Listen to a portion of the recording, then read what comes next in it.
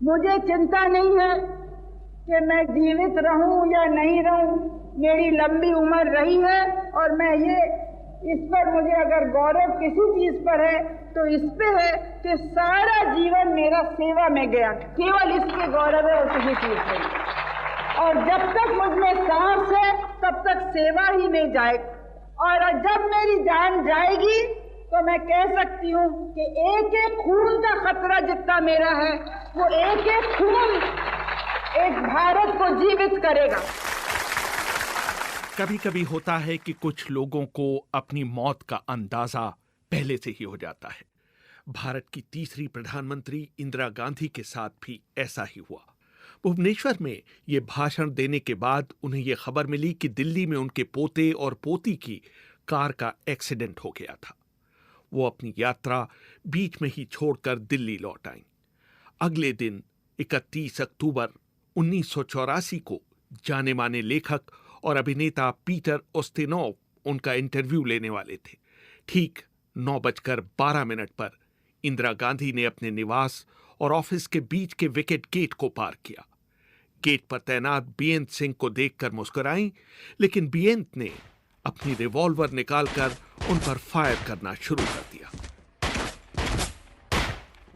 जैसे ही वो जमीन पर गिरी, गेट के दूसरी तरफ तैनात सतवंत सिंह ने भी अपनी स्टेन गन की पूरी मैगजीन उनके ऊपर खाली कर दी।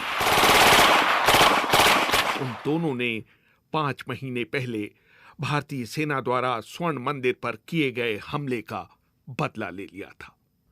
31 मई 1984 की शाम मेरठ में 9 इन्फेंट्री डिवीजन के कमांडर मेजर जनरल कुलदीप बुलबुल बराड़ अपनी पत्नी के साथ दिल्ली जाने की तैयारी कर रहे थे। शाम को मेरे को एक टेलीफोन कॉल आया कि अगले दिन सुबह 1 तारीख के सुबह मेरे को चंदी मंदिर पहुंचने का है एक मीटिंग के लिए, और पहली शाम को हमने मैनिला जाना था। हमारी टिकटें बुक हो गई थी, हमने अपने ट्रैवलर्स चेक्स ले लिए थे और हम दिल्ली जा रहे थे अपने जहाज पकड़ने के लिए। मेरठ से दिल्ली बाय रोड गया, वहां से बाय प्लेन मैं चंडीगढ़ पहुंचा और सीधा वेस्टर्न कमांड हेडक्वार्टर में गया। जब वहां पहुंचा तो मेरे को खबर मिली कि मेरे को ऑपरेशन ब्लू स्टार कमांड करना है और अमृतसर जल्दी से जल्दी जाना है, क्योंकि हालात बहुत खराब हो गई हैं। भिंद्रनवाले ने पूरा कब्जा कर लिया है गोल्डन टेम्पल के ऊपर। पंजाब में इस वक्त कोई लॉ एंड ऑर्डर नहीं रहा है, तो जल्दी से जल्दी ये सिचुएशन को ठीक करने का है, नहीं तो पंजाब अपने हाथ से निकल जाएगा। तो मेरी छुट्टी कैंसिल हो गई और मैं एकदम हवाई जहाज में बैठ के ब्रीफिंग के बाद अमृतसर पहुंचा। भिंडरावाले को कांग्रेसियों ने ही बढ़ावा दिया। उनको बढ़ावा देने के पीछे मकसद ये था कि अकालियों के सामने सिखों की मांग उठाने वाले किसी ऐसे व्यक्ति को खड़ा किया जाए जो उनको मिलने वाले समर्थन में सेंध लगा सके। भिंडरावाले विवादास्पद मुद्दों पर भड़काऊ भाषण देने लगे और धीरे धीरे उन्होंने केंद्र सरकार को भी निशाना बनाना शुरू कर दिया। पंजाब में हिंसा की घटनाएं बढ़ने लगी। 1982 में भिंडरावाले मेहता चौक गुरुद्वारा छोड़ पहले स्वर्ण मंदिर में गुरु नानक निवास और उसके कुछ महीनों बाद अकाल तख्त से अपने विचार व्यक्त करने लगे। प्यारे खालसा जी,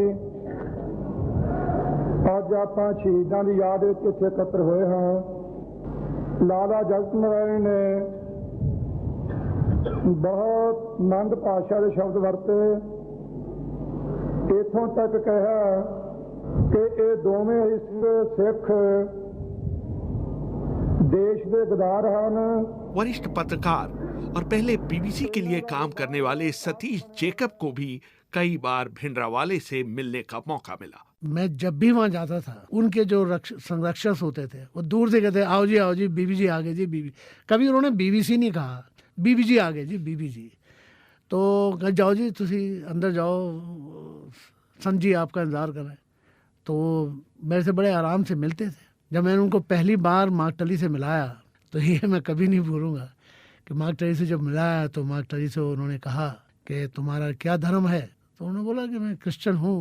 चला अच्छा, तो आप जीसस क्राइस्ट को मानते हैं? बोला हाँ जी। तो भिंडरावाले ने उनसे कहा लेकिन जीसस क्राइस्ट की तो दाढ़ी थी, तुम्हारी दाढ़ी क्यों नहीं है? तो मार्कटली ने कहा कि खैर ठीक है, हम ऐसे ही ठीक है। तो कहने लगा नहीं तुम्हें मालूम नहीं है, बगैर दाढ़ी के तुम औरत जैसा लगता है। तो बड़ा अजीब किस्म की ये गुफ्तगू थी।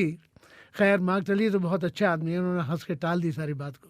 भिंद्रावाले से मेरी एक बार बहुत लंबी चौड़ी अकेले में बात हुई। हम दोनों सबसे ऊपर छत पे बैठे हुए थे जहाँ कोई नहीं जाता, बंदर ही बंदर घूम रहे थे।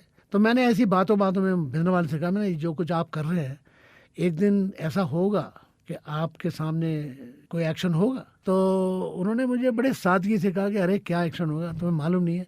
उन्होंने छत से मुझे इशारा करके देखा कि देखो वो देखो सामने खेत है, खेत नज़र आए थे वहाँ से। कहते बस 7-8 किलोमीटर का रास्ता है, वहाँ पे बॉर्डर है और हम पीछे से निकल के आराम से बॉर्डर पार करके उधर चले जाएंगे और वहाँ से फिर हम छापामार युद्ध करेंगे। बड़े कॉन्फिडेंस से उन्होंने मुझे बताया और मुझे ये हैरानी थी कि ये शख्स मुझे ये सब कुछ बता रहा है और ट्रस्ट कर रहा है। उसने मुझसे ये भी नहीं कहा कि तुम इस बात को छापोगे नहीं। 4 जून 1984 को भिंडरावाले के लोगों की पोजीशंस का जायजा लेने के लिए एक अधिकारी को सादे कपड़ों में स्वर्ण मंदिर के अंदर भेजा गया। 5 जून की सुबह जनरल बराड ने ऑपरेशन में भाग लेने वाले सैनिकों को उनके ऑपरेशन के बारे में ब्रीफ किया। 5 तारीख के सुबह 4:30 बजे के करीब मैंने हर एक बटालियन के पास जाके कोई आधा घंटा उनके जवानों के साथ बात की। उनसे मैंने ये बताया कि हालात कितने खराब हो गए हैं और ये जो अपना स्वर्ग मंदिर है, हमको ये नहीं सोचना चाहिए कि हम किसी होली प्लेस के अंदर जाके उसको बर्बाद कर रहे हैं। नहीं, हम उसकी सफाई कर रहे हैं। उसमें खून बह चुका है और हम लोग बिल्कुल जितनी कैजुअलिटी कम हो सकते हैं उतना होना चाहिए। डैमेज नहीं होना चाहिए गोल्डन टेम्पल को। हमको ये नहीं सोचना है कि हम हिंदू हैं कि मुसलमान हैं कि सिख हैं। मैंने साथ ही उनसे ये भी कहा कि आप में से अगर कोई जवान इतना सोचता है कि मेरे को अंदर नहीं जाना है, कोई बात नहीं, आप खड़े हो जाओ और मैं आपके कमांडिंग ऑफिसर को कहूंगा कि आपको अंदर जाने की जरूरत नहीं है और आपके ऊपर कोई एक्शन नहीं लिया जाएगा। पहले बटालियन में मैं गया, कोई नहीं खड़ा हुआ। दूसरे में कोई नहीं खड़ा हुआ। तीसरे में कोई नहीं खड़ा हुआ। चौथी बटालियन में एक सिख ऑफिसर खड़े हो गया। मैंने कहा कोई बात नहीं बेटा, आपको अंदर जाने की जरूरत नहीं है। अगर आपके फीलिंग्स इतने स्ट्रांग हैं, आपके ऊपर कोई एक्शन नहीं लिया जाएगा। उसने कहा साहब आप मेरे को गलत समझ रहे हो, मैं हूँ 2nd लेफ्टिनेंट रायना, अंदर जाना चाहता हूँ और मैं सबसे आगे अंदर मेरे को आप भेजिए ताकि मैं अकाल तख्त में सबसे पहले पहुंच के भिंद्रनवाले को पकड़ लूं। मैंने कहा बहुत शाबाश, आप तो बहुत ही बहादुर जवान हो। और मैंने उनके कमांडिंग ऑफिसर से कहा कि इनकी प्लाटून सबसे आगे सबसे पहले स्वर्ग मंदिर में जाएगी और उसकी प्लाटून सबसे पहले अंदर गई। इतनी मशीन गन फायर लगे उसके ऊपर कि उसकी दोनों टांगे टूट गई, खून बह रहा था। उनका कमांडिंग ऑफिसर कह रहा था मैं इसको रोकने की कोशिश कर रहा हूँ, ये रुक नहीं रहे हैं, वो क्रॉलिंग करते जा रहे हैं अकाल तख्त की तरफ। मैंने कहा नहीं, एम्बुलेंस यहाँ खड़ा है, उसको जबरदस्ती अभी आप उठा के वापस ले आइए बाहर। उसके पैर एम्प्यूटेट हो गए, तो उसकी बहादुरी के लिए मैंने उसको अशोक चक्र दिलवाया। 10 बजे के आसपास सामने से हमला बोला गया। काली वर्दी पहने पहली बटालियन और पैराशूट रेजिमेंट के कमांडोज को निर्देश दिया गया कि वो परिक्रमा की तरफ बढ़ें, दाहिने मुड़ें और जितनी जल्दी संभव हो सरोवर के छोर तक पहुंचकर अकाल तख्त की ओर कदम बढ़ाएं। लेकिन जैसे ही कमांडोज आगे बढ़े, उन पर दोनों तरफ से ऑटोमेटिक हथियारों से जबरदस्त गोलीबारी की गई।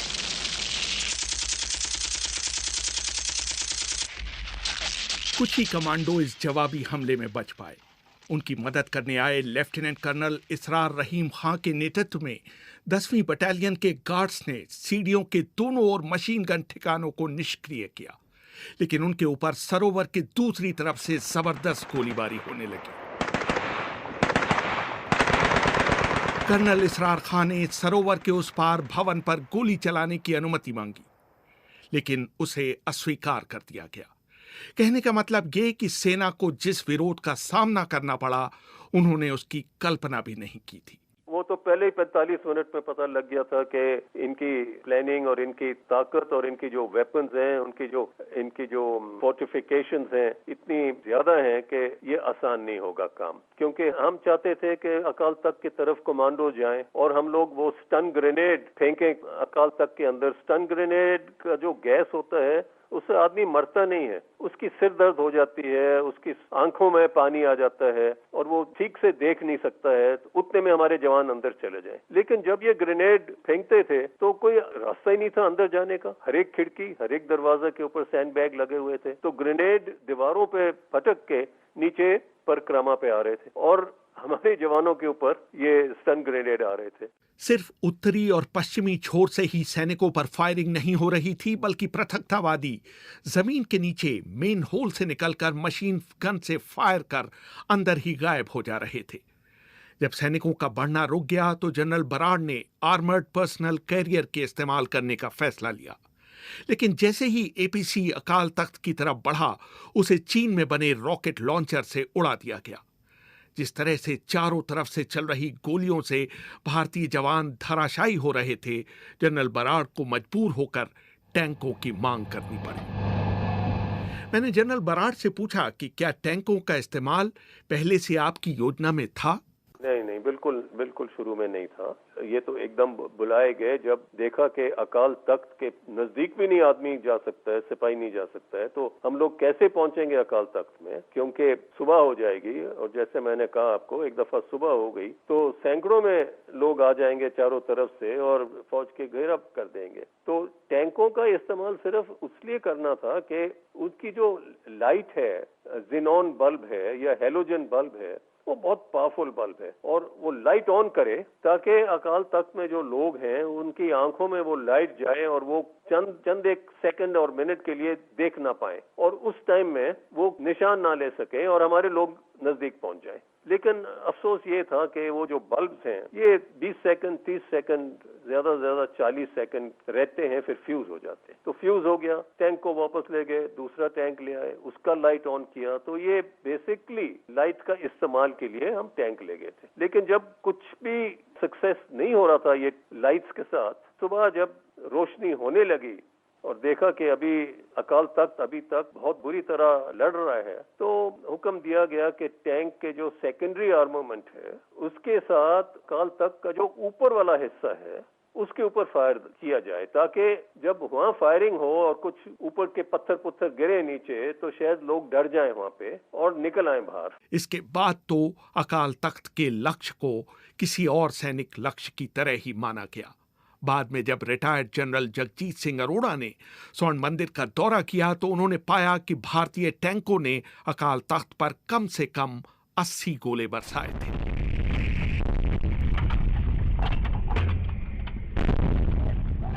मैंने जनरल बराड़ से पूछा कि आपको कब अंदाजा हुआ कि जरनैल सिंह भिंडरावाले और शहबेग सिंह मारे गए?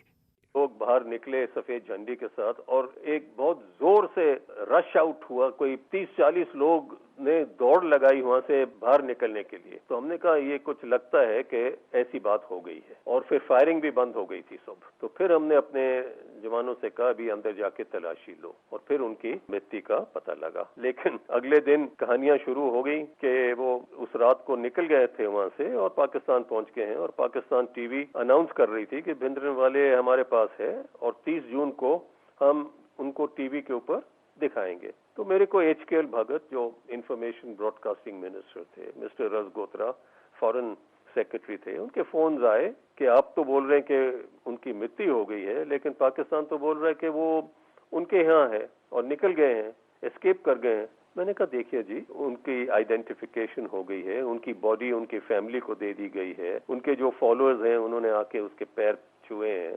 इस पूरे ऑपरेशन में भारतीय सेना के 83 सैनिक मारे गए और 248 अन्य सैनिक घायल हुए। इसके अलावा 492 असैनिकों की मौत की पुष्टि हुई और 1592 लोगों को हिरासत में लिया गया। इस घटना से भारत क्या पूरे विश्व में सिख समुदाय की भावनाएं आहत हुईं। ये भारतीय सेना की सैनिक जीत जरूर थी, लेकिन इसे एक बहुत बड़ी राजनीतिक हार माना गया। इसकी टाइमिंग, रणनीति और कार्यान्वयन पर कई सवाल उठाए गए और अंततः इंदिरा गांधी को इसकी कीमत अपनी जान देकर चुकानी पड़ी। सुर सुराही खंजर प्याला बिंग कसाइयां दसना मित्र प्यारे नू हाल मुरीदां दा कहना। रेहान फजल, BBC, दिल्ली।